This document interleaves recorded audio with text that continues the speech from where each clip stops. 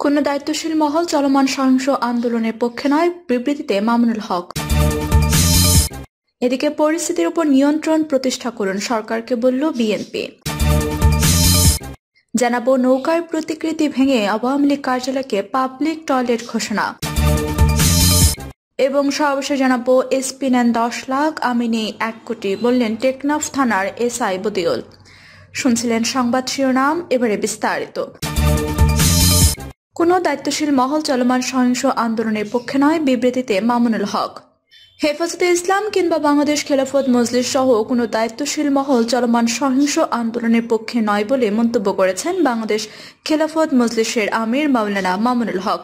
আজ শুক্রবার এক বিবৃতিতে তিনি এই পরিস্থিতির দেশের সব বিক্ষুব্ধ জনতা ও দেশপ্রেমিক জনগণকে যে কোনো মূল্যে শান্তি শৃঙ্খলা বজায় রাখার আহ্বান জানিয়েছেন। বিবৃতিতে মামুনুল হক বলেন, আজ পবিত্র জুমাকে কেন্দ্র করে অতিরিক্ত বিক্ষোভ কিংবা শোডাউনের কর্মসূচি কোনো দায়িত্বশীল মহলের পক্ষ থেকে ঘোষণা করা হয়নি। বাংলাদেশ খেলাফত মজলিসের আমির চলমান পরিস্থিতি নিয়ে উদ্বেগ প্রকাশ করে বলেন, দেশের জনগণের জানমালের নিরাপত্তা বিধান ও আইন শৃঙ্খলা পরিস্থিতি রক্ষা করা সব দেশপ্রেমিক জনগণের ঐতিহাসিক দায়িত্ব। বিবৃতিতে মামুনুল হক আরো বলেন, ফ্যাসিবাদ বিরোধী আন্দোলন, অভ্যুত্থান ও পরবর্তী সংগ্রামে বাংলাদেশের সর্বস্তরের জনতার অভূতপূর্ব অংশগ্রহণ এক নতুন ইতিহাস সৃষ্টি করেছে। ফ্যাসিবাদের প্রতিটি স্মৃতিচিহ্ন ও প্রতীকের বিরুদ্ধে দেশপ্রেমিক তরুণ প্রজন্মের মহাজাগরণ এক অবিস্মরণীয় বাংলাদেশের অভ্যুদয় ঘটিয়েছে। ভবিষ্যতে ফ্যাসিবাদ মুক্ত দেশপ্রেমিক জনতার কাঙ্ক্ষিত বাংলাদেশ দেখার প্রতীক্ষায় আছে সবাই। মামুনুল হক বলেন, দেশবিরোধী অপশক্তি তার দূষর ও পরিকল্পনাকারীরাই বসে নেই, জনতার জাগরণের মোড় ঘুরিয়ে দিতে পারে যে কোনো মুহূর্তে। ইতিমধ্যে চিন্তাশীল মানুষের কপালে দুশ্চিন্তার ভাঁজ পড়তে শুরু করেছে। আশঙ্কা হচ্ছে চলমান আন্দোলনকে সহিংসতার রূপ দিয়ে ব্যাপক ধ্বংসাত্মক কার্যকলাপ পরিচালনা করা হতে পারে। সেক্ষেত্রে দেশ বিদেশে ভয়ঙ্কর চাপের মুখে পড়বে বাংলাদেশ। খেলাফত মজলিসের আমির আরো বলেন, রক্তখেকো হাসিনা সরকারের রক্তচোষা বুলেটের সামনে বুক চিতিয়ে আত্মদানকারী আবু সাইদ মুগ্ধদের রক্তস্নাত বিপ্লব পাড়ি দিয়ে বাংলাদেশ সফল অভ্যুত্থান ঘটিয়েছে। সেখানে পরাজিত অপশক্তির রক্ত ঝরেছে খুব মামুলি, আর এতেই বাংলাদেশের মানুষের ধৈর্য ও সহনশীলতার প্রমাণ পেয়েছে পৃথিবী। এতে হয়তো হতাশ হয়েছে দেশবিরোধী অপশক্তি, হতাশ হলেও হাল ছাড়েনি তারা। তাই আশঙ্কা রয়েছে চলমান আন্দোলনে অনুপ্রবেশ করে একটি সহিংস পরিবেশ তৈরি করা হবে। এজন্য এখন সর্বাগ্রে প্রয়োজন সচেতনতা এবং সহিংসতার বিরুদ্ধে রুখে দাঁড়ানো। দেশের আলেম ওলামা, ইসলাম প্রিয় জনতা সহ সব দেশপ্রেমিক নাগরিকের প্রতি আহ্বান জানিয়ে মামুনুল হক বলেন, কোনো অবস্থাতেই যেন সহিংসতা না ঘটে, মানুষের জানমালের নিরাপত্তা বিঘ্নিত না হয়। পরিণামে ক্ষতিগ্রস্ত হবে বিপ্লব, ক্ষতিগ্রস্ত হবে আগামী সুন্দর বাংলাদেশ গড়ে ওঠার সম্ভাবনা। পরিস্থিতির উপর নিয়ন্ত্রণ প্রতিষ্ঠা করুন সরকারকে বলল বিএনপি। দেশের বর্তমান পরিস্থিতির উপর নিয়ন্ত্রণ প্রতিষ্ঠার জন্য অন্তর্বর্তী সরকারের প্রতি আহ্বান জানিয়েছে বিএনপি। তারা বলেছে, এর ব্যত্যয় হলে দেশে নৈরাজ্যকর পরিস্থিতির প্রসার ঘটবে।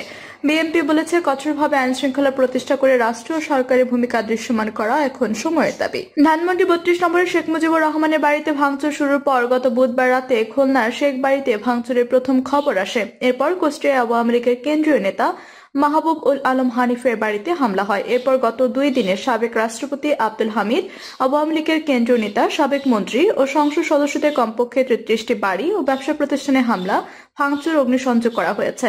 শেখ মুজিবুর রহমান ও শেখ পরিবারের সদস্যদের অন্তত অর্ধশত মোরাল ভেঙে ফেলা হয়েছে। আওয়ামী লীগের 8টি কার্যালয়ে ভাঙচুর, আগুন দেওয়া হয়েছে। বিএনপির বিবৃতিতে বলা হয়, আমরা গভীর উদ্বেগের সঙ্গে লক্ষ্য করছি হাজারো শহীদদের আত্মত্যাগের মধ্য দিয়ে বিতাড়িত, পতিত, পরাজিত, পলাতক স্বৈরাচার এবং তার দূষিত উস্কানিমূলক আচরণ, জুলাই আগস্টের রক্তক্ষয়ী ছাত্র গণ অভ্যুত্থান সম্পর্কে অশালীন এবং আপত্তিকর বক্তব্য, মন্তব্য দেশের জনগণের মধ্যে তীব্র ক্ষোভ ও ক্রোধের জন্ম দিয়েছে। এর ফলে গত বুধবার ঢাকা সহ দেশের বিভিন্ন স্থানে পতিত স্বৈরাচারের স্মৃতি, মূর্তি, স্থাপনা ও নাম ফলকগুলো ভেঙে ফেলার মতো জনস্পৃহা দৃশ্যমান হয়েছে। বিএনপির উদ্বেগের বিষয় হচ্ছে, সরকার উদ্ভূত পরিস্থিতি নিয়ন্ত্রণের সক্ষমতা প্রকাশ করতে না পারলে রাষ্ট্র ও সরকারের স্থিতিশীলতা হুমকির মুখে পড়বে। এই পরিস্থিতিতে উগ্র নৈরাজ্যবাদী, গণতন্ত্র বিরোধী, দেশি বিদেশি অপশক্তির পাশাপাশি পরাজিত ফ্যাসিস্টদের পুনরুত্থানের সম্ভাবনা দেখা দিতে পারে, যার উৎসর্গ ইতিমধ্যে দৃশ্যমান। বিএনপি বিবৃতিতে আরো বলা হয়, বর্তমান অন্তর্বর্তী সরকার গত 6 মাসেও পলাতক স্বৈরাচার ও তাদের দূষরদের আইনের আওতায় আনতে যথেষ্ট কার্যকর পদক্ষেপ জনসমক্ষে দৃশ্যমান করতে সফল হয়নি বলে জনমনে প্রতিভাত হয়েছে। ফলে জনগণ আইন নিজের হাতে তুলে নেওয়ার মতো বেআইনি কর্মকাণ্ডে উৎসাহিত হচ্ছে। একটি সরকার বহাল থাকা অবস্থায় জনগণ এভাবে নিজের হাতে আইন তুলে নিলে দেশে বিদেশে সরকারের ভাবমূর্তি ক্ষুণ্ণ হতে হতে পারে। অথচ জুলাই ছাত্র গণ অভ্যুত্থানের আকাঙ্ক্ষা অনুযায়ী জনগণের প্রত্যাশা ছিল দেশে আইনের শাসন পূর্ণ প্রতিষ্ঠা হবে, যা বর্তমান সরকারের সর্বোচ্চ অগ্রাধিকার হওয়া বাঞ্ছনীয় ছিল। বর্তমানে দেশে বিভিন্ন শ্রেণী পেশার মানুষ নানান ধরনের দাবি দেওয়া নিয়ে তখন সড়কে মব কালচারের মাধ্যমে জনদুর্ভোগের সৃষ্টি করছে, যা সরকার যথাযথ পদক্ষেপ গ্রহণের মুনশিয়ানা দেখাতে ব্যর্থ হচ্ছে। বিএনপির বিবৃতিতে বলা হয়, জুলাই আগস্টের গণ অভ্যুত্থানের শহীদ পরিবারের রাষ্ট্রীয় সহযোগিতা এবং আহত ব্যক্তিদের যথাযথ চিকিৎসা পুনর্বাসন, নিন্দিত ঘৃণিত পলাতক স্বৈরাচার ও তার দূষরদের দ্রুত বিচার নিশ্চিত করা, পরাজিত ফ্যাসিস্টদের উস্কানিমূলক তৎপরতার ঊর্ধ্বে কার্যকর পদক্ষেপ গ্রহণ অতি জরুরি অগ্রাধিকার। অথচ এসব বিষয়ে দৃশ্যমান ও উল্লেখযোগ্য অগ্রগতি নেই। বিবৃতিতে বিএনপি বলে, এখনও প্রশাসনকে পতিত ফ্যাসিস্ট শাসকের দূষর মুক্ত করা হয়নি। বিচার বিভাগে কর্মরত ফ্যাসিবাদের দূষররা এখনও বিদ্যমান। পুলিশ প্রশাসনের গণ অভ্যুত্থান বিরোধী সক্রিয় সদস্যরা এখনও কর্মরত। এমত অবস্থায় সরকার জন আকাঙ্ক্ষা পূরণে সফলতা অর্জন করতে পারবে কিনা তা যথেষ্ট সন্দেহের উদ্রেক করে। নৌকায় প্রতিকৃতি ভেঙে আওয়ামী লীগ কার্যালয়কে পাবলিক টয়লেট ঘোষণা। কুমিল্লা মহানগর আওয়ামী লীগ কার্যালয়কে পাবলিক টয়লেট করার ঘোষণা দিয়েছে বৈষম্য বিরোধী ছাত্র আন্দোলন। বৃহস্পতিবার রাতে আওয়ামী লীগ কার্যালয়ের সামনে বিক্ষোভ প্রদর্শন শেষে ঘোষণা দেন সংগঠনটির মহানগর শাখার আহ্বায়ক মোহাম্মদ আবু রাহেন। এছাড়াও ওই ভবনের সামনে খালি স্থানটিকে অটোরিকশা স্ট্যান্ড হিসেবে ঘোষণা দিয়ে রাত থেকেই সেখানে কার্যক্রম শুরু করা হয়। প্রত্যক্ষদর্শীরা জানান, রাত ৯টার দিকে বৈষম্য বিরোধী ছাত্র আন্দোলন নেতাকর্মীরা জেলা আওয়ামী লীগের কার্যালয়ে স্থাপন করা নৌকার প্রতিকৃতি ভেঙে ফেলেন। পরে পাশের ভবনে থাকা মহানগর আওয়ামী লীগ কার্যালয়ে যায় তারা। সেখান থেকে নেমে ভবনের সামনে বিক্ষোভ সমাবেশ করে। তারা এতে বক্তব্য রাখেন সংগঠনটির নেতারা। মহানগর শাখার আহ্বায়ক মোহাম্মদ আবু রায়হান বলেন, অফিসের সামনের খালি স্থানটিকে অটোরিকশা স্ট্যান্ড ও মহানগর আওয়ামী লীগ অফিসকে পাবলিক টয়লেট হিসেবে আমরা তৈরি করে দেব। তিনি আরো বলেন, কুমিল্লার মানুষ আওয়ামী লীগের কোনো কিছু দেখতে চায় না। এই রাজনৈতিক দলের অফিস আর কুমিল্লায় থাকবে না। জনগণের জন্য এই অফিস পাবলিক টয়লেট হিসেবে আমরা আগামী সপ্তাহে তৈরি করে দেব। জানা গেছে 2021 সালে 21 অক্টোবর গণভবন থেকে ভিডিও কনফারেন্সে যুক্ত হয়ে নতুন মহানগর আওয়ামী লীগের কার্যালয় হিসেবে এ ভবনের উদ্বোধন করেন তৎকালীন প্রধানমন্ত্রী শেখ হাসিনা। নগরীর রামঘাট এলাকায় নান্দনিক কারুকাজ ও আধুনিক সব সুযোগ সুবিধা সংবলিত বহুতলে ভবন তৈরির উদ্যোগ নেন তৎকালীন সংসদ সদস্য আকম বাহাউদ্দিন বাহার। বর্তমানে বাহার ও তার মেয়ে সিটি কর্পোরেশনের অপসারিত মেয়র ডক্টর তাহসিনা বাহার সূচনা ভারতে অবস্থান করছেন। এছাড়া দলটির অধিকাংশ নেতাকর্মী আত্মগোপনে থাকায় এ বিষয়ে দলের দায়িত্বশীল কারো বক্তব্য জানা যায়নি। এর আগে বুধবার রাত থেকে বৈষম্য বিরোধী ছাত্র আন্দোলনের নেতাকর্মীরা নগরীর থাকা আওয়ামী লীগের দলীয় অফিস ও বাহারের বাড়িতে হামলা চালায়।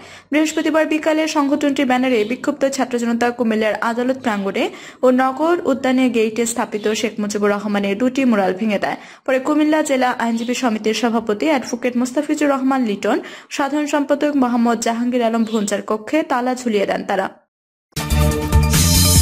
এসপি নেন 10 লাখ, কামিনী 1 কোটি, বললেন টেকনাফ থানার এসআই বদিউল।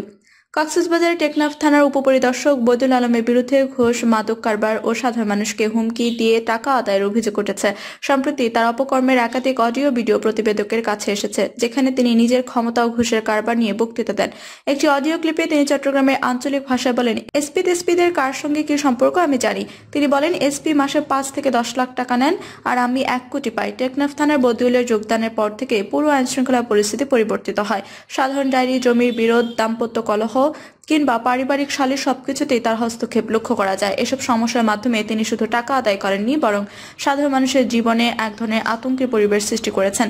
অভিযোগ উঠেছে যে তিনি টেকনাফের বিভিন্ন পরিবারকে মাদক কারবারি কিংবা মানব পাচারকারী হিসেবে চিহ্নিত করে তাদের থেকে টাকা আদায় করেন। বদিউলের বিরুদ্ধে অভিযোগ দিয়ে শুধু ঘুষের বাণিজ্য পর্যন্ত সীমাবদ্ধ নয়, তার সঙ্গে দাগী অপরাধীদের সম্পর্কের কথাও উঠে এসেছে। মাদক ব্যবসায়ী, ছিনতাইকারী ও ডাকাতদের সঙ্গে ঘনিষ্ঠ সম্পর্ক গড়ে তোলেন এবং তাদের সহযোগিতা করেন বলে স্থানীয়রা দাবি করছেন। অভিযোগ উঠেছে তিনি কোনো মামলা ছাড়াই টাকার বিনিময়ে অপরাধীদের সহযোগী হয়ে ওঠেন এবং তাদের থেকে ঘুষ আদায় করেন। এছাড়া স্কুল ছাত্রকে অস্ত্র দিয়ে ফাঁসানোর ঘটনায় জড়িত থাকার অভিযোগও উঠেছে। গত 28 অক্টোবর টেকনাফের হিল্লা ইউনিয়নের লেদায় ZNB বিক্রস নামের একটি ইটভাটার ম্যানেজার আব্দুল হককে অপহরণ করে থানায় নিয়ে যান বদিউল। তার বিরুদ্ধে কোনো অভিযোগ না থাকা সত্ত্বেও তাকে বনকর্মী অপহরণ মামলায় অভিযুক্ত করা হয় এবং আদালতে পাঠানো হয়। ভুক্তভোগী আব্দুল হকের ভাই ফাহাদ জানিয়েছে, তার ভাই 5 বছর ধরে ইটভাটার ম্যানেজারের দায়িত্ব পালন পালন করছেন, কিন্তু তার বিরুদ্ধে কোনো অভিযোগ ছিল না। বদিউলের বিরুদ্ধে স্থানীয় গণমাধ্যম কর্মীরা জানিয়েছে, তিনি তার ব্যক্তিগত গাড়ি ব্যবহার করে নিরীহ মানুষকে ভয়ভীতি দেখিয়ে টাকা আদায় করেন। এমনকি তিনি নিজেকে সিভিল টিম হিসেবে পরিচয় দেন। এসব অভিযোগ সম্পর্কে জানতে চাইলে বদিউল সবকিছু অস্বীকার করেছেন এবং দাবি করেছেন যে তিনি কোনো বাড়িতে অভিযান করতে যাননি এবং মাদক কারবারিদের কাউকে হুমকি দেননি। কক্সবাজার পুলিশ সুপার মোহাম্মদ রহমতুল্লাহ বলেন, বদিউলের বিরুদ্ধে যেসব অভিযোগ উঠেছে তা তদন্ত করে যথাযথ ব্যবস্থা নেওয়া হবে। প্রিয় দর্শক, এই ছিল এখনকার মতো সর্বশেষ সংবাদ। আপনি সব সংবাদ পেতে চ্যানেল সাবস্ক্রাইব করে পাশে থাকা বেল বাটনটি ক্লিক করে রাখুন। ধন্যবাদ সবাইকে এতক্ষণ সাথে থাকার জন্য।